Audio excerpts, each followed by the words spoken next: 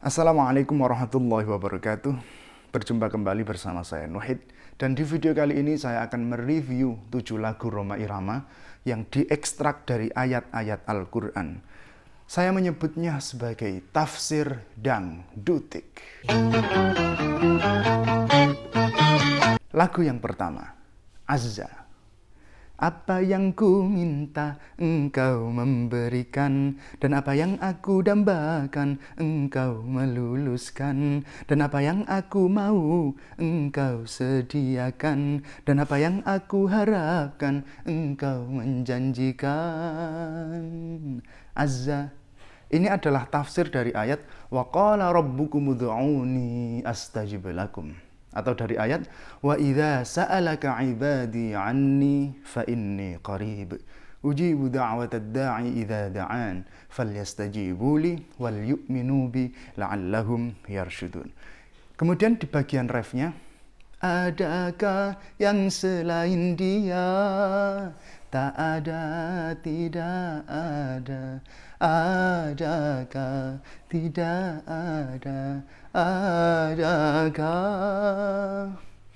Ini adalah tafsir dari ayat hal min khaliqin ghairullahi yarzuqukum minas sama'i wal ard la ilaha illa huwa fa anna tu'fakun. Nah, di sini ada kata huwa, la ilaha illa huwa. Huwa itu ya merujuknya ya ke Allah. Nah, di lagu ini, di sebelum ref itu ada musik huwa, itu ada huwanya.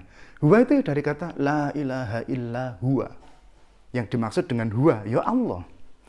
Dan sebenarnya kata azza yang juga menjadi judul lagu ini itu merujuknya ya ke Allah.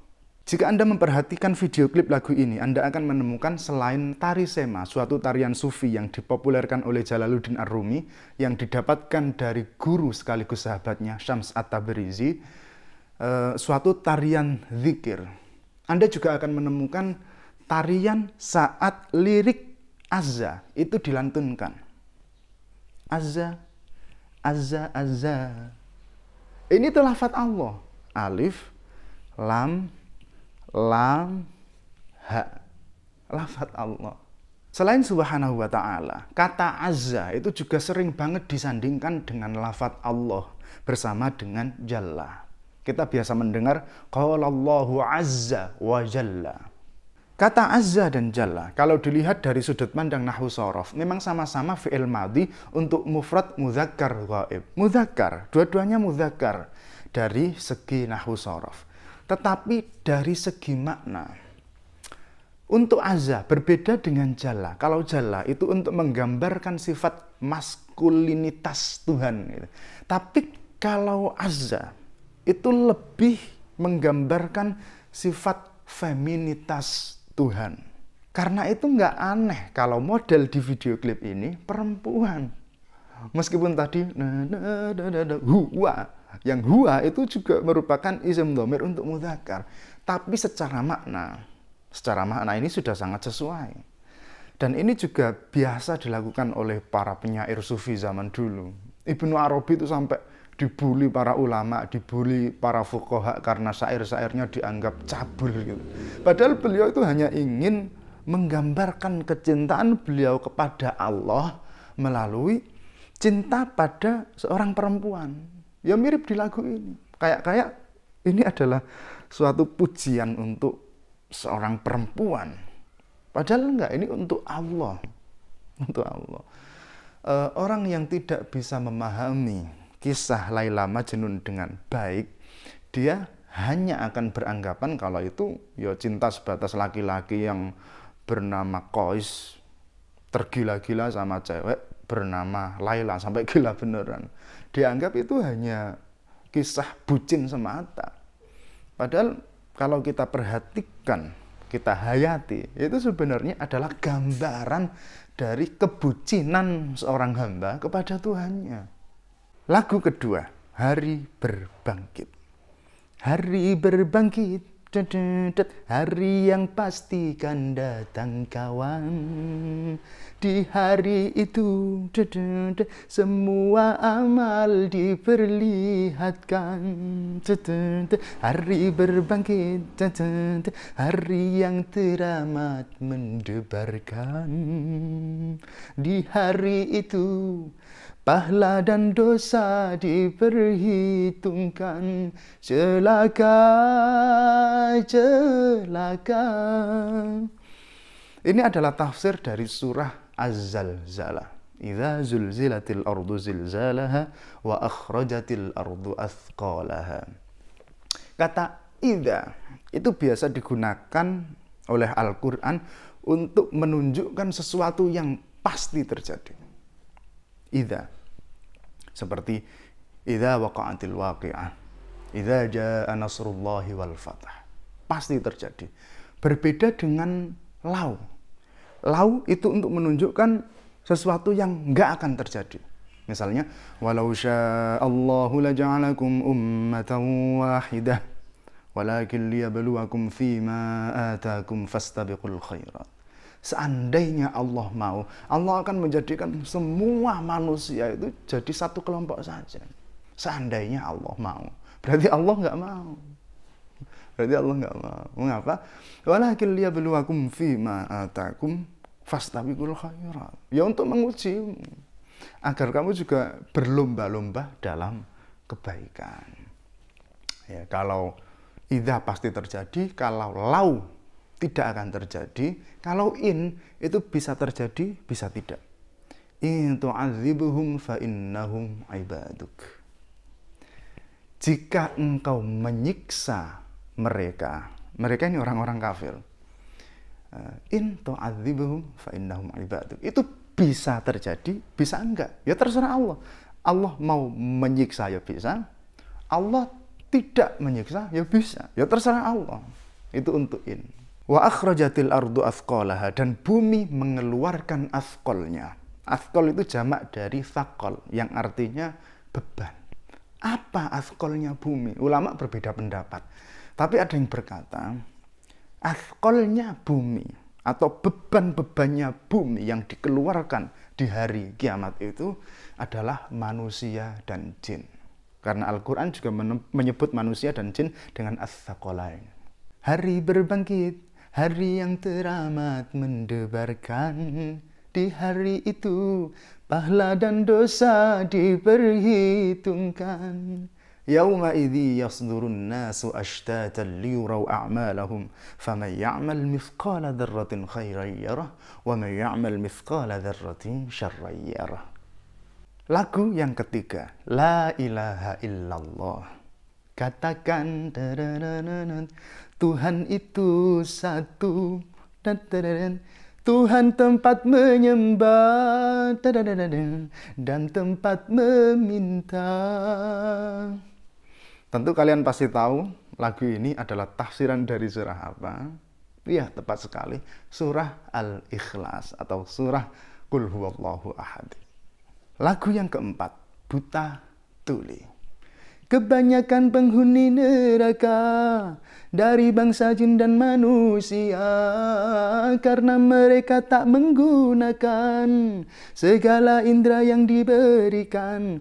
Punya akal tapi tak berpikir, punya hati tapi tak merasa, punya mata tapi tak melihat, punya kuping tapi tak mendengar. Sebagai manusia yang punya pemikiran, kalau tak kenal Tuhan, maka seperti hewan. Ini adalah tafsiran dari ayat walaqad dzara'na li jahannama katsiran minal jinni wal ins lahum qulubun la yafqahuna biha wa lahum a'yunun la yubsiruna biha wa lahum adhanun la yasma'una biha ulaika kal an'ami bal hum adall. Yang menarik di sini adalah ketika Rhoma Irama menafsirkan kalimat lahum qulubun la yafqahuna biha. Biasanya orang-orang memaknai kulub itu hati. Tetapi Rhoma Irama tidak. qulubun la yafqahuna biha. Itu adalah akal yang tidak berpikir sekaligus hati yang tidak berasa. Itu tafsiran lahum qulubun la yafqahuna biha di lagu ini. Lagu yang kelima, takwa. Yang miskin jangan bersedih dan jangan sesali diri. Yang kaya janganlah bangga, jangan membusungkan dada. Derajat manusia di sisi Tuhannya bukan karena hartanya. Derajat manusia di sisi Tuhannya hanya karena takwanya. Ini adalah tafsiran dari ayat Inna akramakum indallahi atqakum.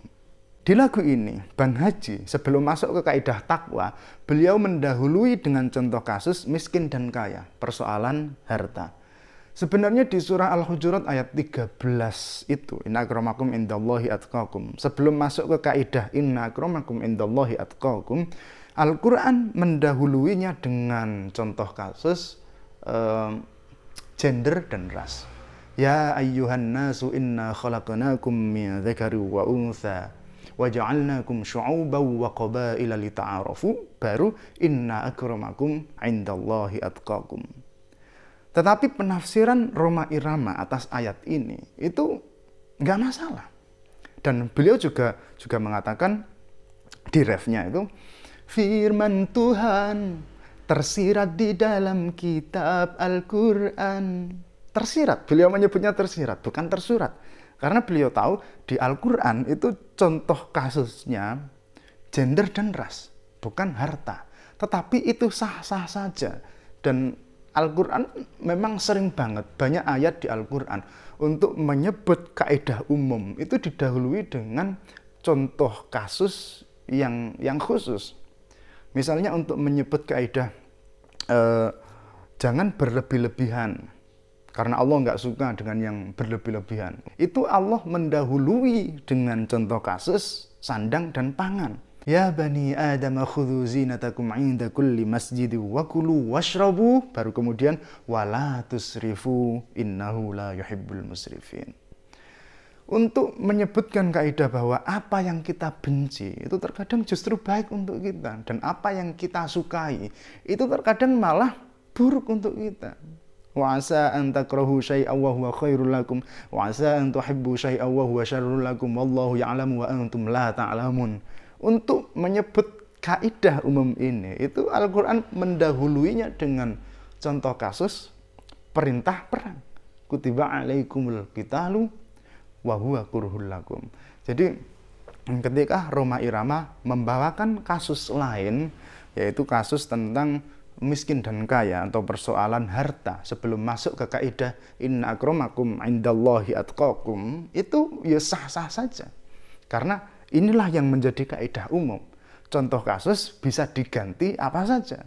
Karena yang namanya contoh kasus contoh itu ya 1-2 aja gitu. Nggak usah banyak-banyak, silakan diteruskan sendiri. Lagu yang keenam, Setetes Air Hina. Hei, tidakkah kau perhatikan dari apakah dulu dirimu dijadikan?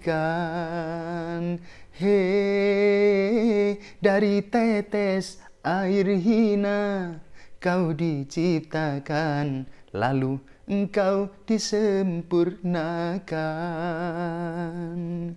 Itu kesombongan, itu kesombongan, itu keangkuhan, itu keangkuhan.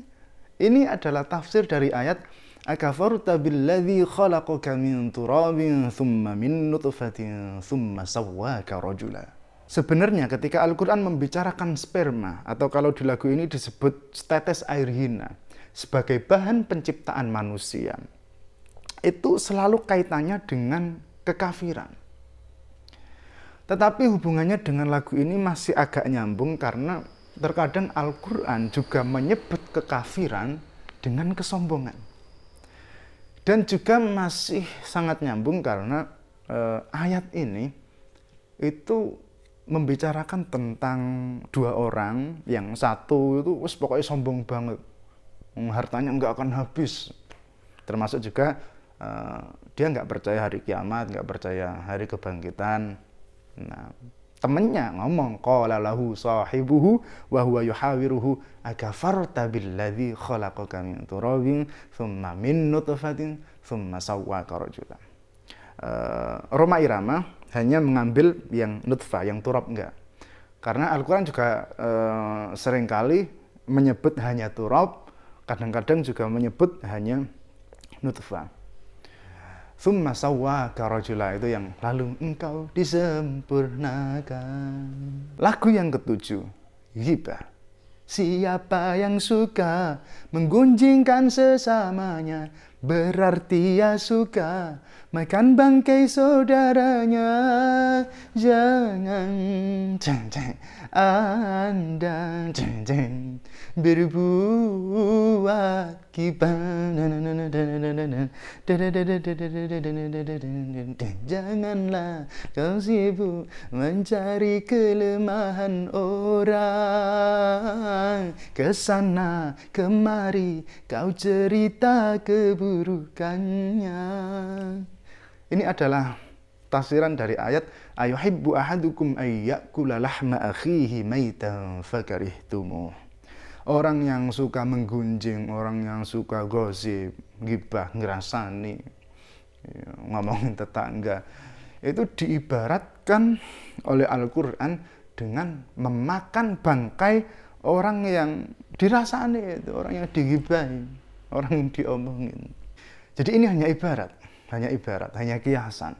Dan di lagu ini ditafsirkan dengan, maukah kau tanggung dosa dari orang lain, sedangkan pahlamu kau berikan kepadanya. Jadi yang dimaksud dengan memakan bangkai saudaranya adalah dengan menanggung dosa orang yang diomongin itu, orang yang digibahin itu.